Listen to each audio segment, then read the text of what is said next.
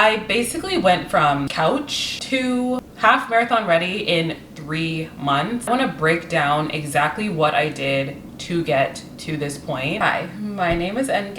I'm 30 years old, living in New York City. I am running the New York City half marathon in 2 weeks. By the time this goes up, it'll be actually only 1 week away, which is wild. I wanted to put together a comprehensive guide for anyone who wants to get into running and may have a goal of running the half, full marathon in the future, or they just want to start running for fun. This will help any type of runner. This will be my very first ever long distance race. You see all these videos about people loving running. I get it. I was one of the people who actually hated running. I grew up a sprinter. Since I was 9, 10, I was on a track. My track coach said, hey, you should be mixing in long distance running. I hated it. I was like, I can't do this. I don't know how to do this. And it was then when I wrote off running. I said, I will never be a long distance runner. I want to now take you through how we came to be here about to run a New York City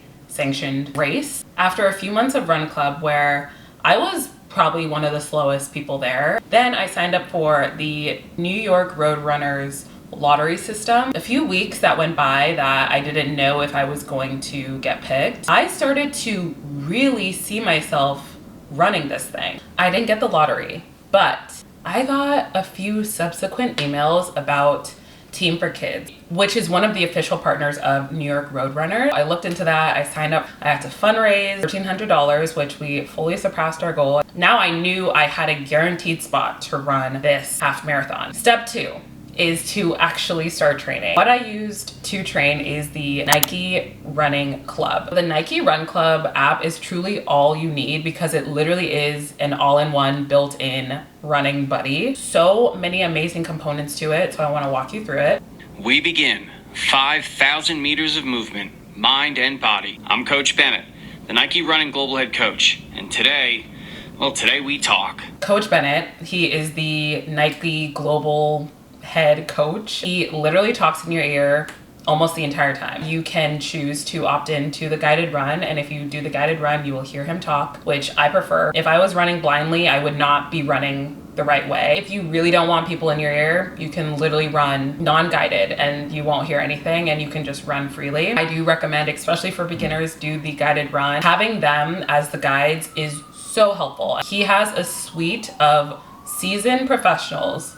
We're talking pro athletes, Olympians, people who have been doing this for decades, talking you through how to do running right, how to manage your breathing, how to pick up your stride and your form, things that you don't know if you are a beginner. One of the most beautiful things about that app is that you can put in, my race date is March 16th. It will create a plan around your date of your run and the length of your run. The app formulated a 3-month plan for me and I've been following that to a T. So now let's talk about an element of training that so many people forget. It's not just running. There's so many components that you need beyond running to be able to run successfully and safely.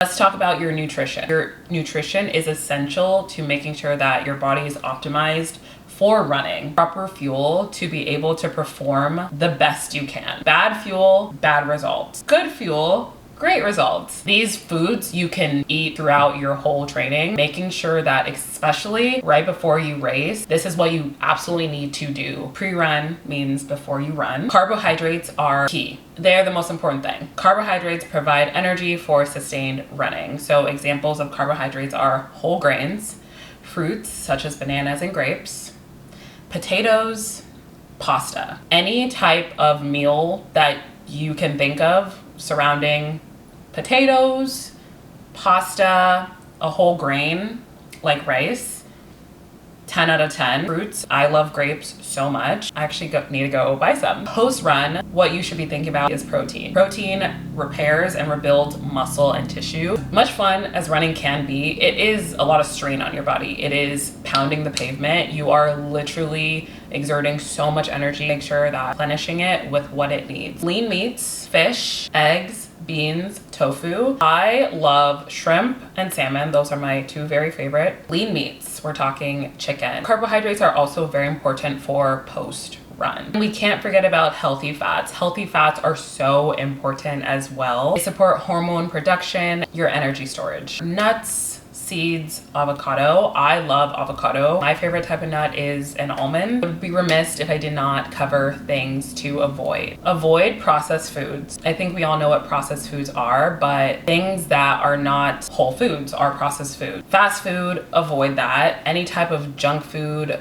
like processed chips, processed candy. Avoid sugary drinks, like hyper sugary drinks, like sodas. Those things will crash your system and make you feel sluggish while you're running, which is quite literally the opposite of what you want to feel while you're running. If you need any meal inspiration, go to the description of the video. I will list 8 or 9 different recipes that I have personally tried. Hydration is just as important as the actual meals going into your body. You probably heard the word electrolytes, and electrolytes is what we are going to focus on today. It's not just about drinking water. You need electrolytes inside of your water to replenish your system. When we sweat, we lose minerals that are inside our body, and those minerals help us function properly. If we're sweating them out, we need to put them back in our body. I've been drinking electrolytes for years and years. I grew up an athlete, so I am no stranger to electrolytes. As an adult, I'm finding that me drinking it daily has made me feel bodily more balanced. Favorite electrolytes right now is Advocare. I've been drinking Advocare for 8 months now. Cannot say enough good things about it. I'm obsessed. It is so good. They have so many flavors as well. There is Element, there's Liquid IV, there's Waterboy. There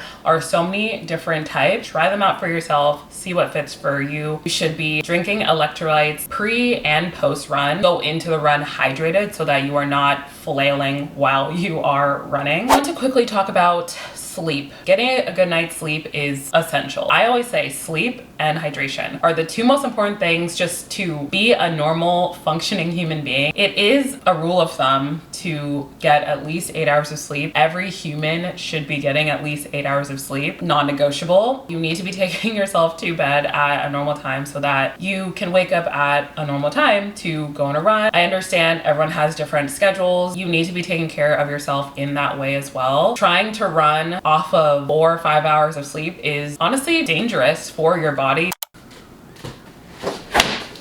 Let's go over stretching, instrumental part of your half marathon training. Everyone should be stretching every single day, actually. I always forget to stretch. It is actually why partway through my half marathon training, I had to take 10 days off. My body was so tight and my knees were hurting because of it. You might be thinking, what is the significance of stretching? It helps your muscles loosen up so that they're not tight while you are exerting so much energy and so much physical strain on your body. Making sure that these are loosened will help you so much. I get the most pain in my leg right here.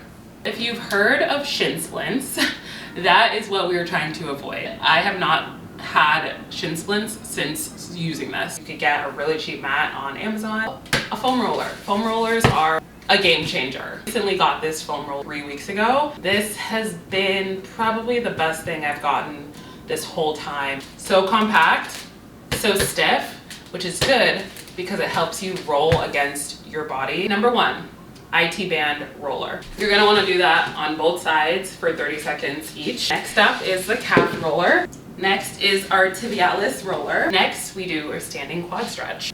I'm only showing you guys one side, but every single exercise you have to take it from left to right to left, doesn't matter, but you have to do both sides of your body. 30 seconds, both sides. Next, we're doing a calf stretch. So this one requires you to go to a wall or a surface that won't move. It really helps loosen up your calf. The standing ankle inversions, literally just circular motions back and forth. Standing ankle flexion, body weight calf raise. My personal favorite, body weight tibialis raise. I want to take you guys through the types of stretches that I would do post-run. Definitely you need to cool down and you need to stretch. First, we're gonna do a calf stretch. Standing quad stretch, we're gonna do a hamstring stretch. We're gonna end with a straddle stretch. We have successfully and properly stretched pre and post run. Should we go on a run? Let's go on a run.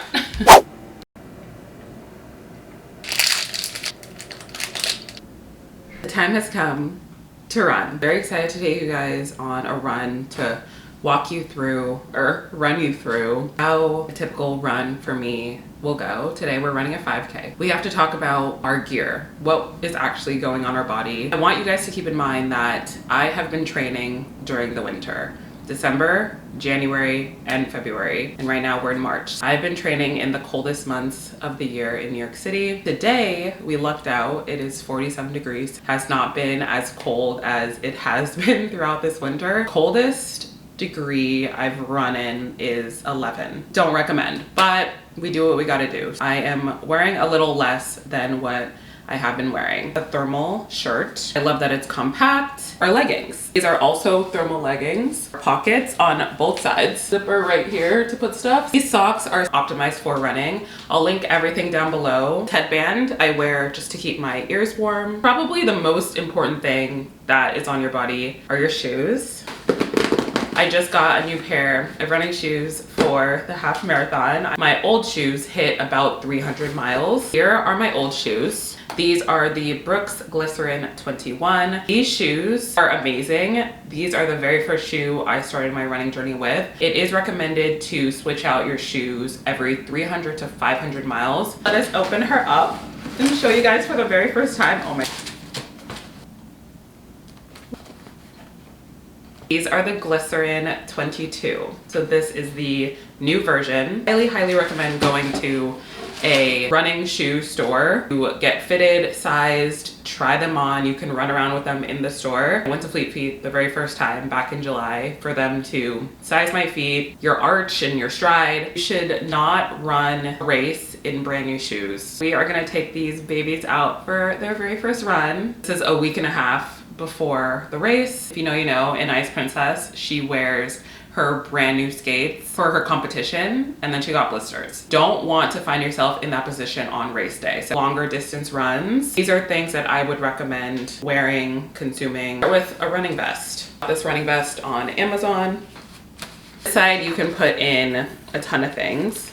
And then this side is actually where you put your water bottle. You should also bring some fuel. All of these are from the GU Energy brand. I've been a returning customer for months and months now. So this Stroop waffle, you should eat this before you run. It's considered a pre-workout, so only eat this when I'm running 6 miles and above. Everyone's body is different, but that's what I do. Here are the gels. I love the gels. Hot take, some people really hate them. What you need to do is find flavors you like. A lot of them have caffeine in it, and I'm very caffeine sensitive. These two are perfect for me, strawberry banana and raspberry lemonade. It is recommended to take one of these every 45 minutes that you are running. Anybody who's watching this who has knee pain. I wear a knee brace on my ACL knee. A tibialis brace has really helped. Feel secure.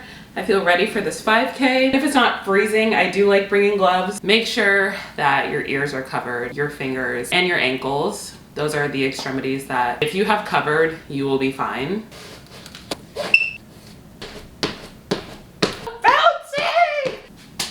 They're so bouncy. Let's go. Hey, we're running with a mic. The shoes feel so good. We have started our 5K.